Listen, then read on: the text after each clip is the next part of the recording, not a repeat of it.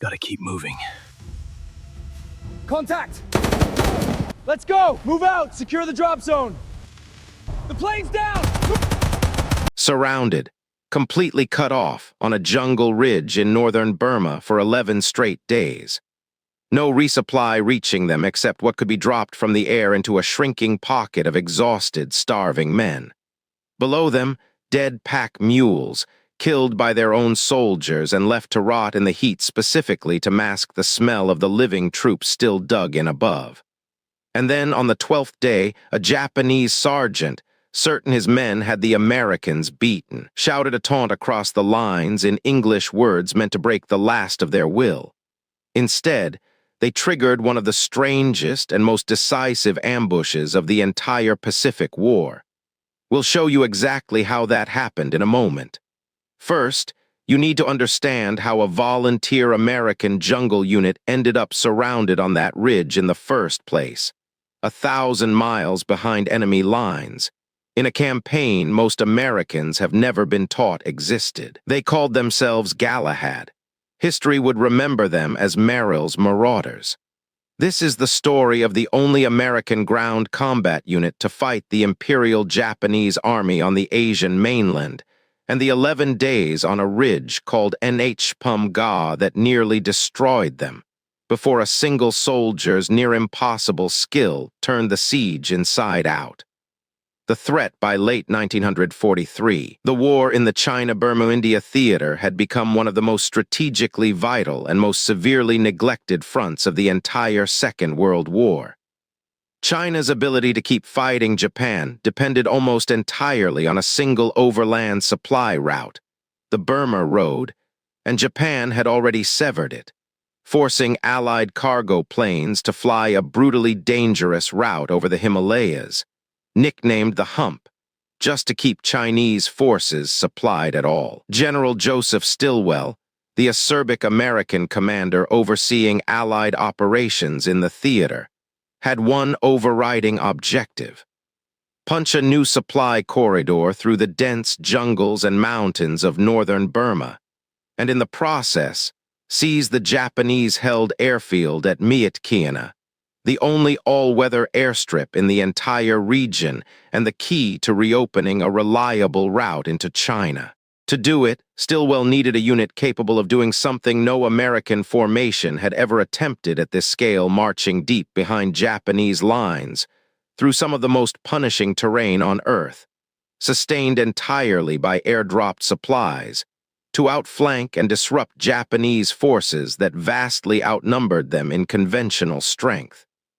The result was the 5,307th Composite Unit, provisional, code-named Galahad, roughly 3,000 men who had all volunteered for what the recruitment notice bluntly described as a dangerous and hazardous mission.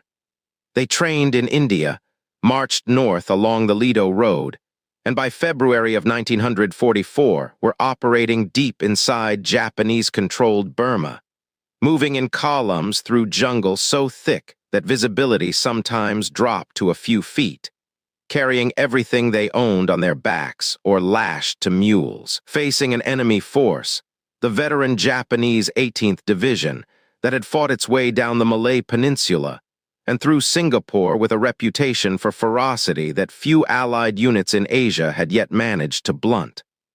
By late March, after a string of hard-fought engagements at Wallobam and Shadjuzup, the Marauders' 2nd Battalion found itself pursuing Japanese forces near a small ridge called Nhpum Ga, deep in the Hukong Valley. What began as a pursuit was about to become something far more dangerous. The Marauders were, by design, not a conventional infantry formation, and that distinction mattered enormously for what came next. They carried no heavy artillery of their own, relied entirely on mules to move what equipment they had through terrain no vehicle could traverse, and depended completely on airdropped supplies delivered by parachute into small, hastily marked clearings, a resupply method that worked reasonably well in open country, but became dangerously unreliable the moment a unit found itself surrounded, its perimeter shrinking, and its drop zones falling under direct enemy observation and fire. Every man in the unit had volunteered for the mission knowing, at least in general terms, that this was precisely the kind of operation where extraction, if something went wrong, might simply not be possible.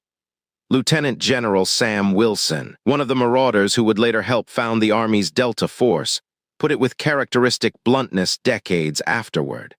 A plan existed on paper to get them into Burma. No comparable plan existed to get them back out if the mission went badly wrong. The secret development, there was no secret weapon waiting for the Marauders on that ridge. What there was, instead, was a Japanese counterattack of a scale and ferocity that very nearly reversed the entire momentum of the campaign.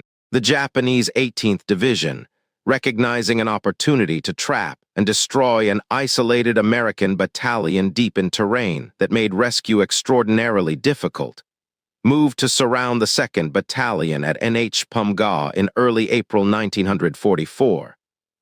What followed was 11 days of siege warfare, unlike almost anything else American troops experienced during the entire war in Asia, a battalion of roughly 600 men, cut off, low on ammunition and food, subjected to repeated infantry assaults, artillery bombardment, and sniper fire from positions the Japanese had had time to prepare carefully in the dense surrounding jungle. Water became so scarce that men risked their lives crawling to a single spring under direct enemy observation just to fill canteens for the wounded.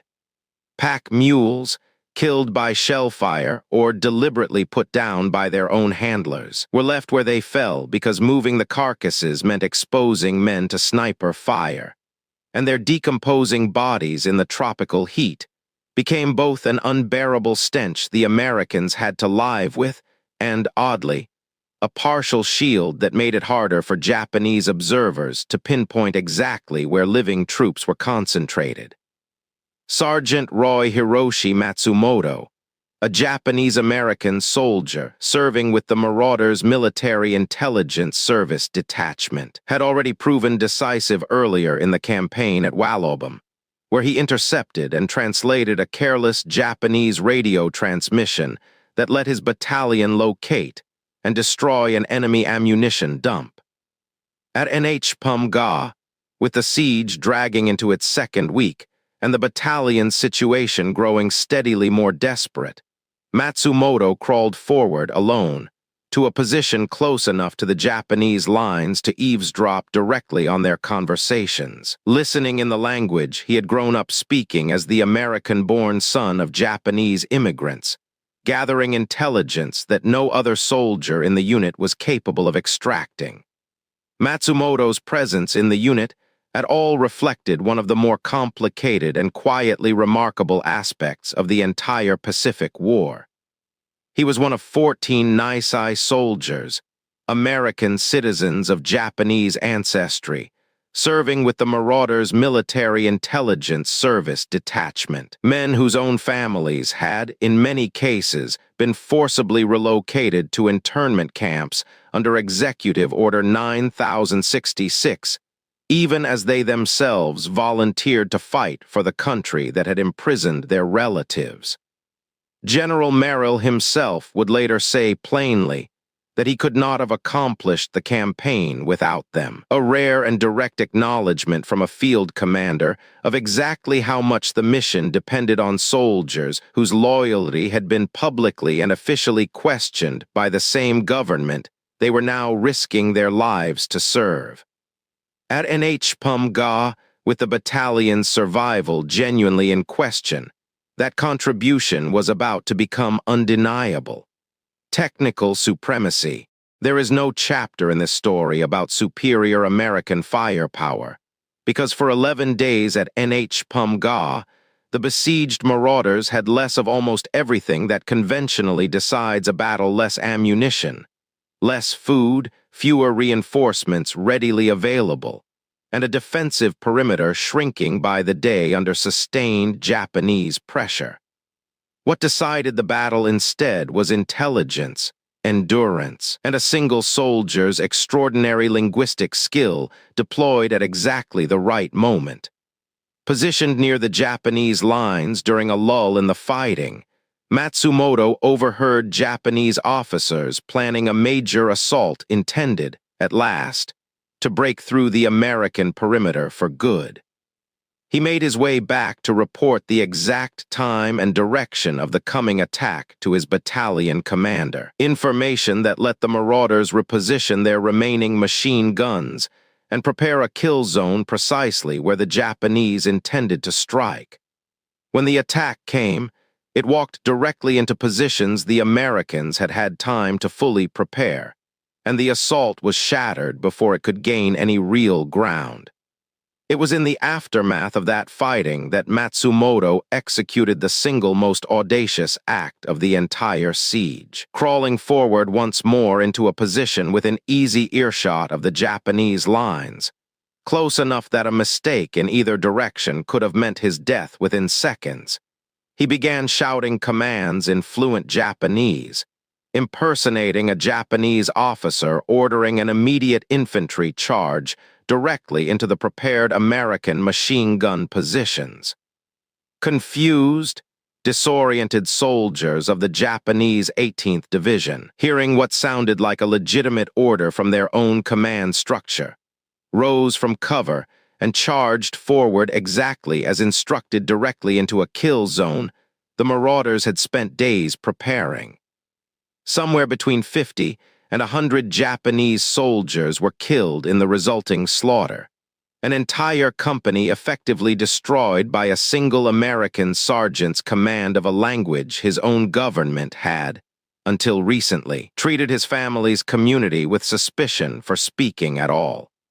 For his actions during the siege, Matsumoto was awarded the Legion of Merit, one of the earliest instances of formal recognition for a Nisei soldier's individual battlefield initiative in the entire Pacific War. It is worth pausing to consider exactly what that deception required in practical terms, beyond simple linguistic fluency.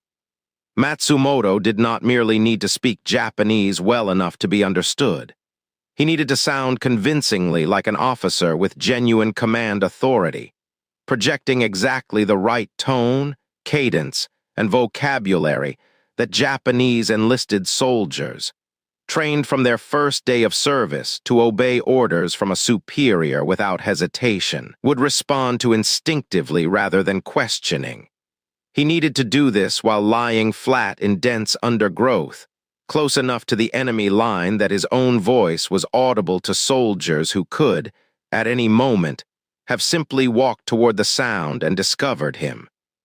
And he needed his own American gunners, positioned behind him, to hold their fire at exactly the right moment, trusting that the sudden movement of Japanese soldiers rising from cover was the deception working precisely as planned, and not the beginning of a counterattack aimed at their own position.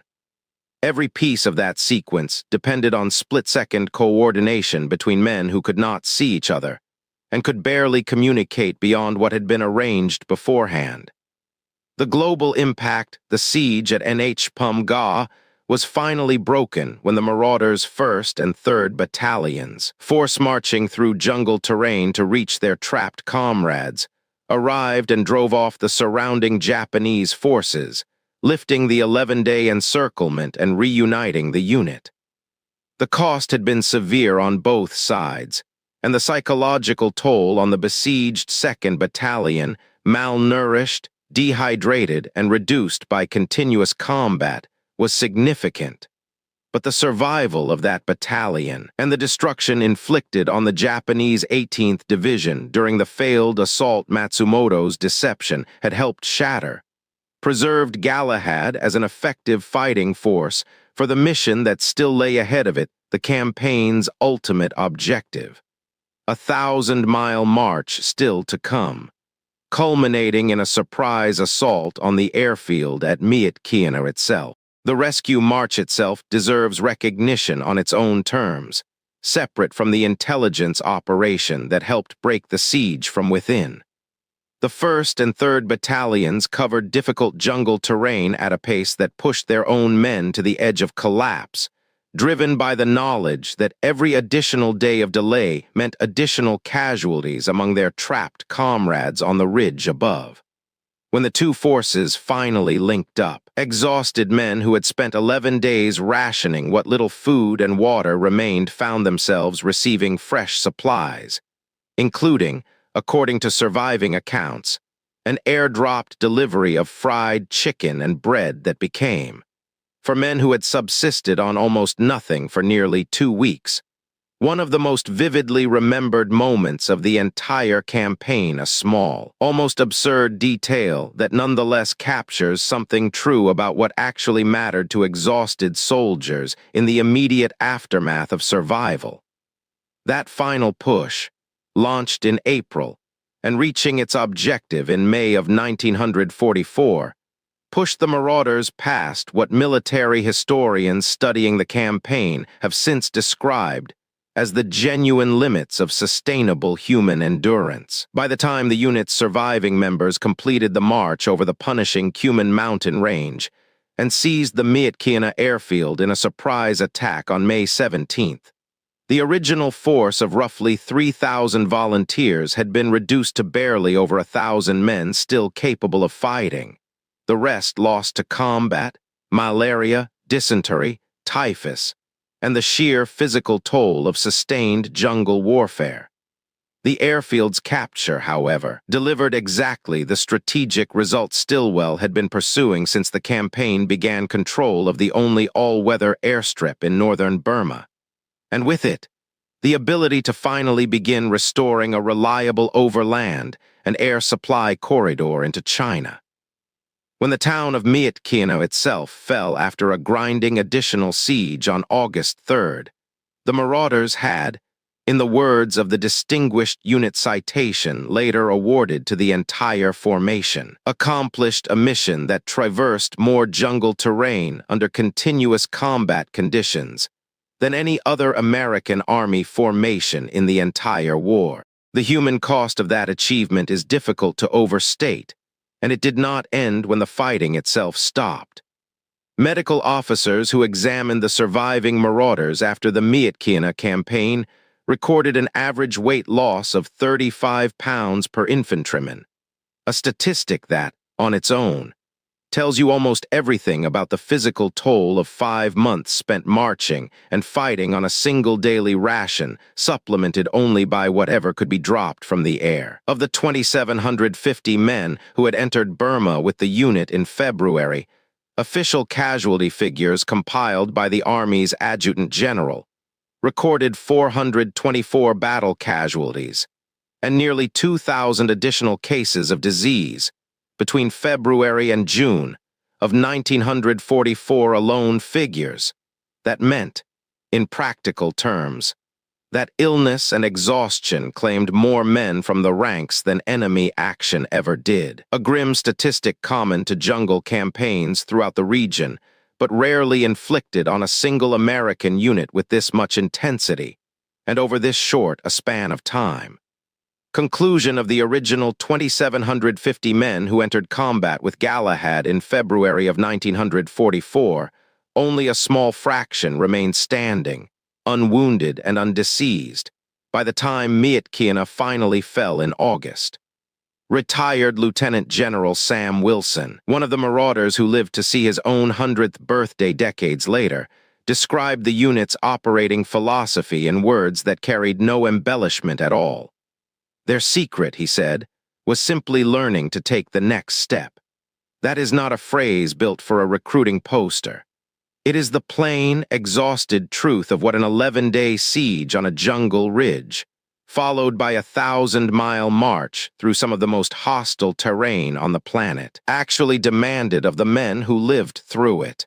Roy Matsumoto, the sergeant whose fluent Japanese turned an entire enemy company's discipline into the instrument of its own destruction, would go on to live to nearly 101 years old, one of a remarkable handful of original Marauders who reached triple-digit ages decades after the war.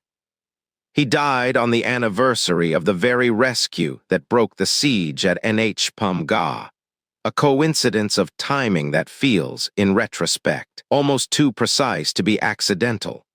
The Marauders' campaign in Burma remains, to this day, one of the least remembered major American ground operations of the entire Second World War, fought in a theater that received a fraction of the press coverage, the film adaptations, and the public attention devoted to Europe and the Pacific Islands. But for 11 brutal days on a ridge called Nhpum Ga, and for 1,000 miles of jungle before and after it, a volunteer force of American soldiers proved something the Japanese 18th Division, one of the most experienced formations in the entire Imperial Army, had not expected to encounter on the Asian mainland at all an American unit willing to match them. Terrain for terrain, endurance for endurance, and win. There is a particular kind of recognition that arrived only decades later for men like Matsumoto and the other Nisei soldiers who served in the military intelligence service throughout the Pacific War. For years after 1945, their contributions remained largely classified or simply unpublicized, overshadowed in the American historical memory by the more widely celebrated exploits of the All-Nisei 442nd Regimental Combat Team fighting in Europe. It was not until decades afterward that the full scope of what soldiers like Matsumoto had accomplished in Burma, in the Solomons, and across a dozen other Pacific battlefields began receiving the sustained historical attention it had always deserved. That delayed recognition does not diminish what happened on that ridge in April of 1944. If anything, it sharpens the point. A soldier whose own community had been imprisoned by his own government crawled, alone, toward an enemy line in the dark, spoke the language of his ancestry with enough precision and conviction to send an entire company of Japanese infantry marching to its destruction, and did it not for headlines that would not arrive for years, but because his battalion, surrounded and desperate, needed exactly what only he could give them.